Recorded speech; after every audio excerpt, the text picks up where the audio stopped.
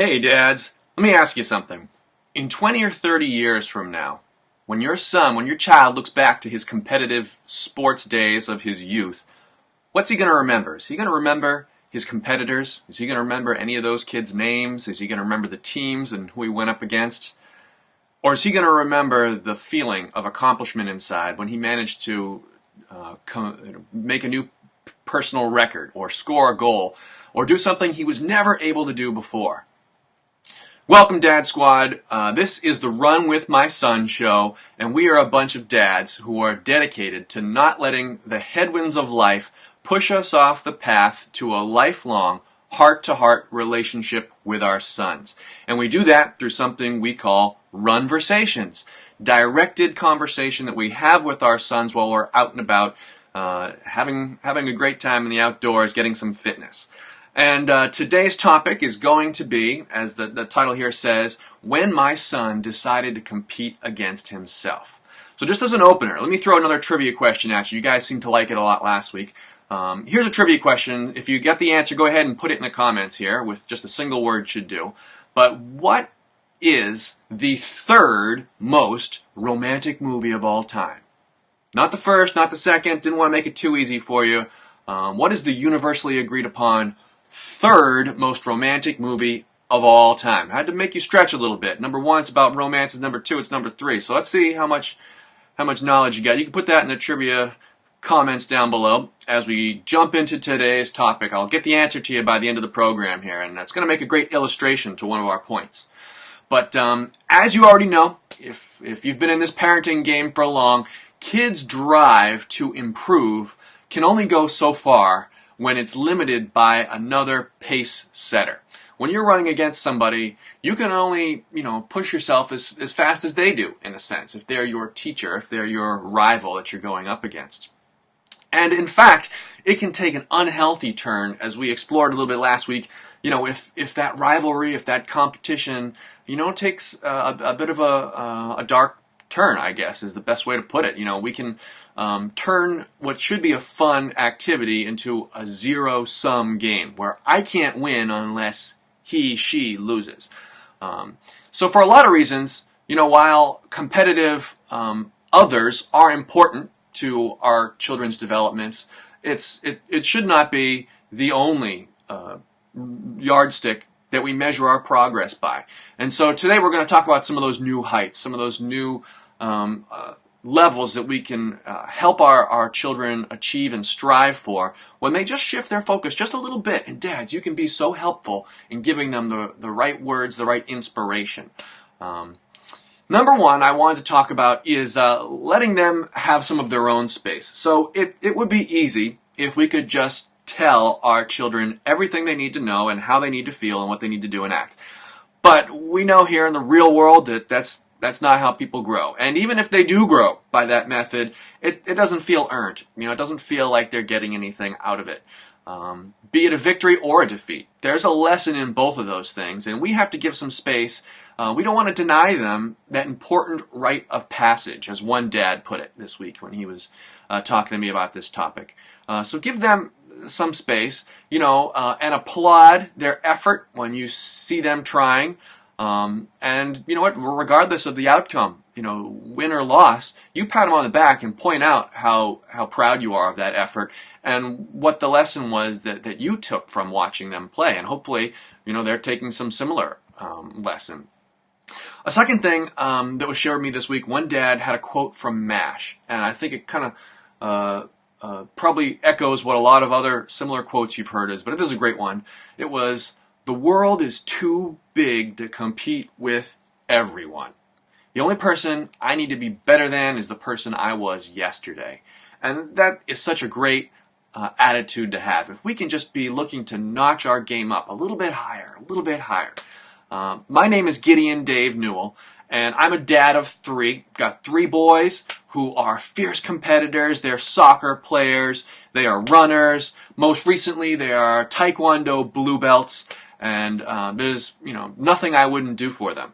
But you know what? A lot of times when we're competing against somebody else, we really are limiting our vision because we're not seeing what's perhaps beyond those competitors. That actually are heights even further beyond the local little league team that I'm on now. If I don't ever think about anything greater or bigger than being able to outrun little Bobby, how can I possibly hope that someday to take on a state championship team or whatever your dream might follow up being?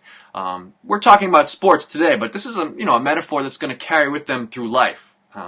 Competitiveness is a drive that follows us in all aspects of career and relationships, and we really have to look beyond the competitor who's right at our elbow and remind ourselves that if we're not improving ourselves, forget about trying to improve ourselves over Bobby. If we're not looking at ourselves, then our growth will stop. It'll get stagnant. As an example, I wanted to bring out the famous American company of Apple Inc. How many of you remember the Apple iPod from 2001? Now, dads, I know you remember it. Your sons don't know what it is, but you had one. You used it to listen to Matchbox 20, and the thing, they had 5 generations, 5 iterations that they improved upon 2001 through 2005. And in that time, throughout that whole period of time, they were the market leader, and everybody else was in the rear view. But they didn't stop where they were. They didn't, pat themselves on the back and allow their competitors to catch up. They didn't compare their features with their competitors. They were already beyond what their competitors were offering. Instead, for inspiration, they looked at their own product. They troubleshooted. They found out what the flaws were, things that maybe people weren't complaining about, but which they saw. This was all under the leadership of Steve Jobs. What could be improved upon? Well, we've got this little click wheel that everybody seems to love, but you know what? It's a mechanical part that is, like any other mechanical part, something that could break. So the third generation iPod in 2002, 2003, they ditched it. This was universally loved, and they took the big risk of getting rid of that little click wheel and putting a touch wheel instead. And oh my goodness, people fell over backwards about how much better this was. No one else was even thinking about that sort of design change. They widened the screen, and in 2005 they added video. They just incrementally, year after year, at a furious pace. I mean, they didn't stop. They pushed these things out nearly every year. Every 13, 14 months, they were introducing a new iPod, and each one was a revolutionary, splash in the marketplace they were able to make.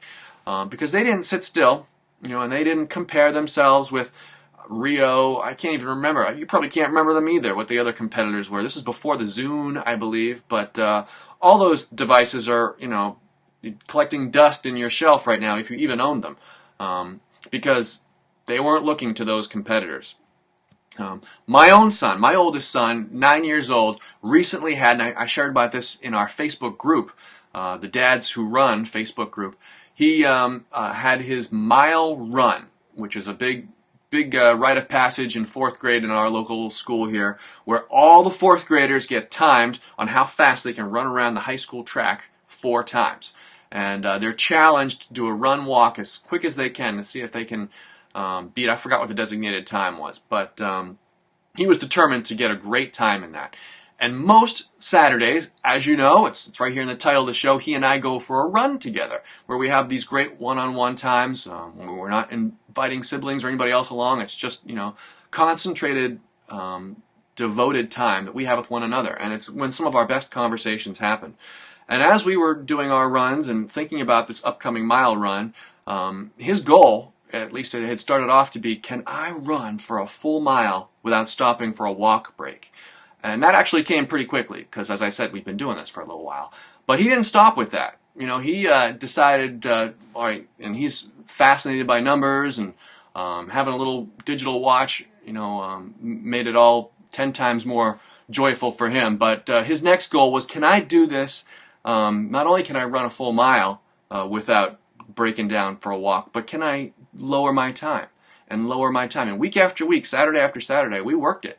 And we got up, both his time was improving and also his distance. He was able to go now 1.5 miles without stopping for a walk. If you want to compete against yourself, and you're probably wondering what this mirror here behind me is for, it's so I can do the remainder of the whole program talking to you like this.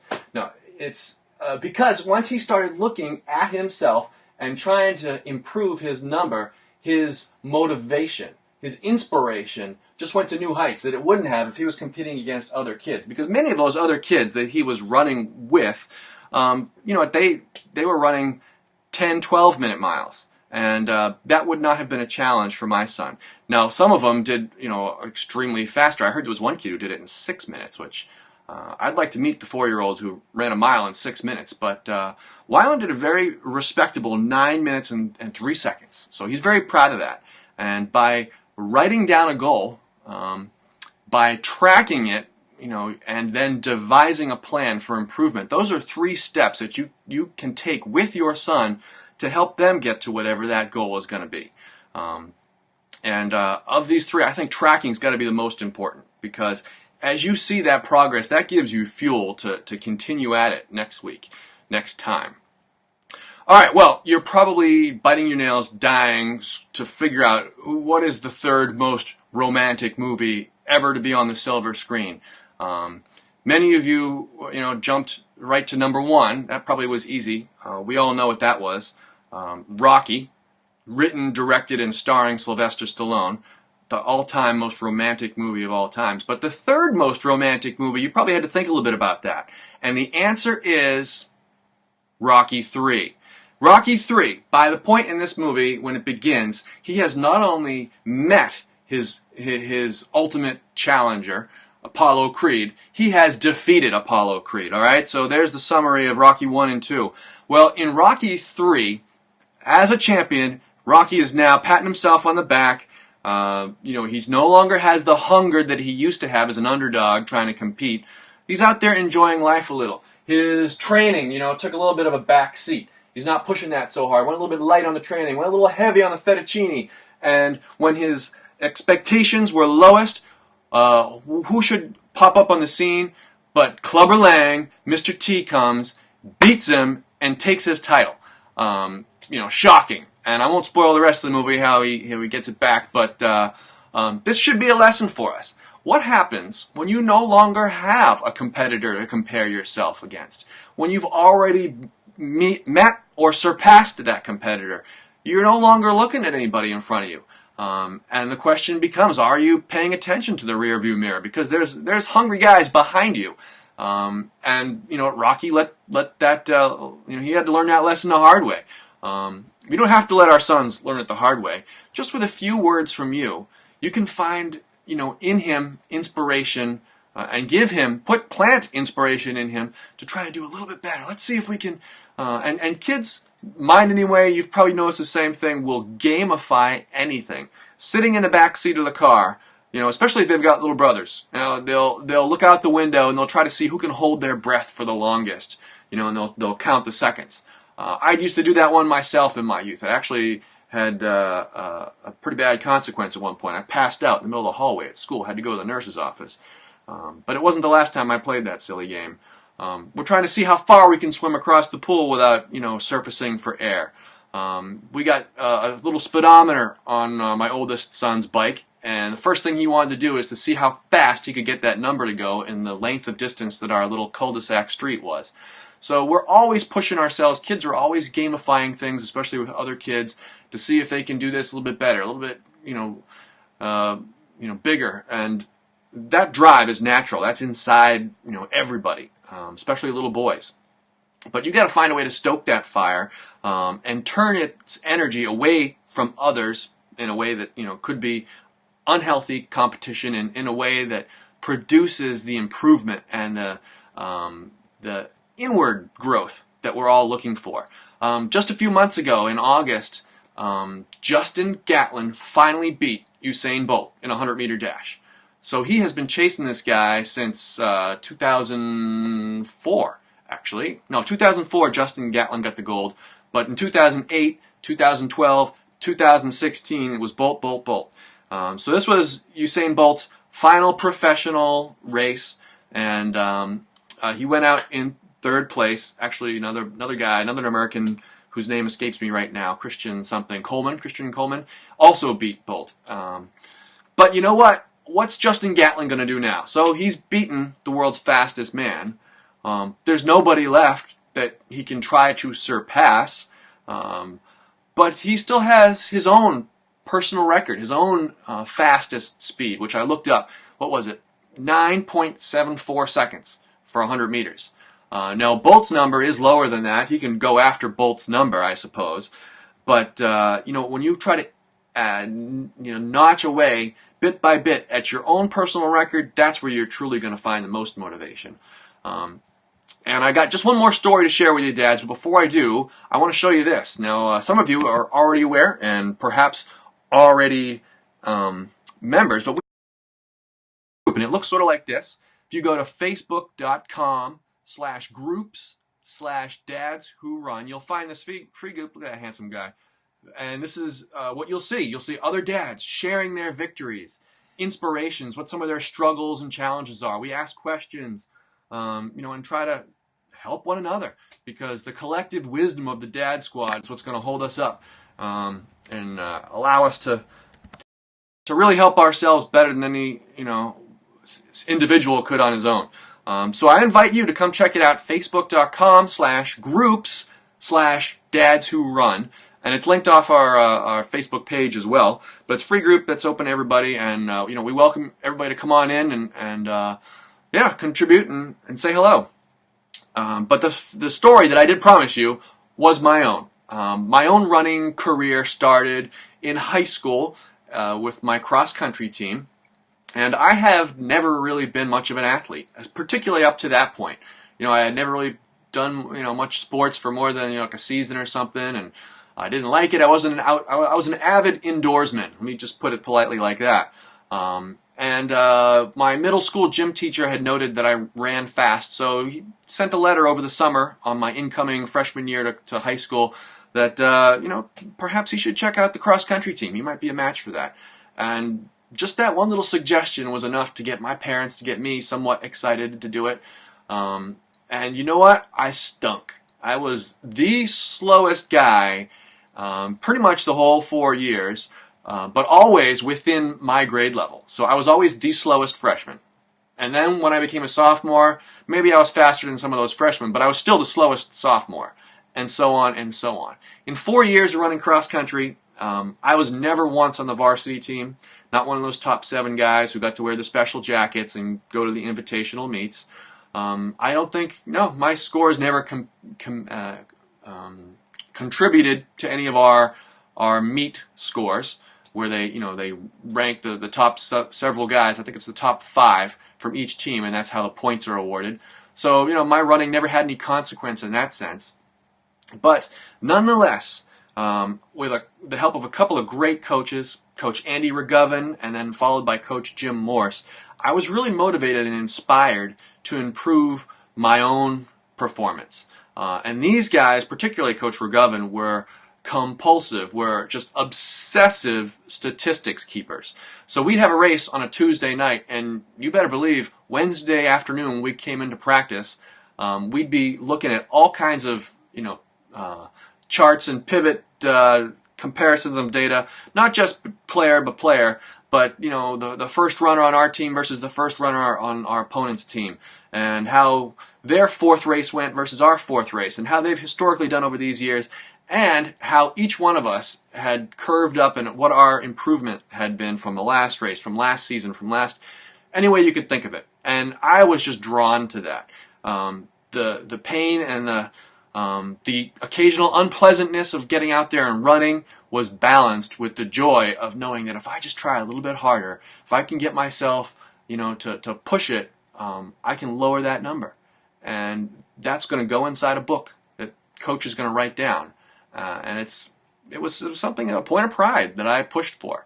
And remembering that and how that really fueled me through 4 seasons of high school cross country, and really onto a lifetime of running. I'm still no athlete. I hardly use that term, but I've run in a lot of races. I've done 5Ks and half marathons, and I've attempted a few marathons. But I have a healthy love for the sport, and I go out and I do runs every week, and I know many of you do too. And that was in part put there because of that drive to let's see if I can do just a little bit more. Let's see if I can get just a little bit further. And Dad, I want to challenge you this week to go forward. As your father-son team steps up to the starting line, really just work together to see that it doesn't matter, who's standing on that starting line along with you. Be they in front of you or behind you. Really, the only thing that matters is this guy right here. And what can you do that's going to be remembered in that 20, 30-year horizon that we opened the show with? 20 or 30 years from now, are you going to remember who any of those guys were, who you were running against? In fact, I propose that what your son is going to remember in those years from now was how Dad was there with him, was inspiring him, was sharing stories from his own life, how you guys bonded out there together, and how bit by bit you got a little bit better, it got a little bit less hard, it became more and more fun, we accomplished more and more things. So dads, take it to heart, go out there this week, carve out that one-on-one time, don't let anything get in the way of it, have a great run, come back to the Facebook group and let us know how it went. Alright, thanks for tuning in, and we'll see you next Friday and every Friday right here at 10:30 a.m. Eastern, and in the meantime, have a great week.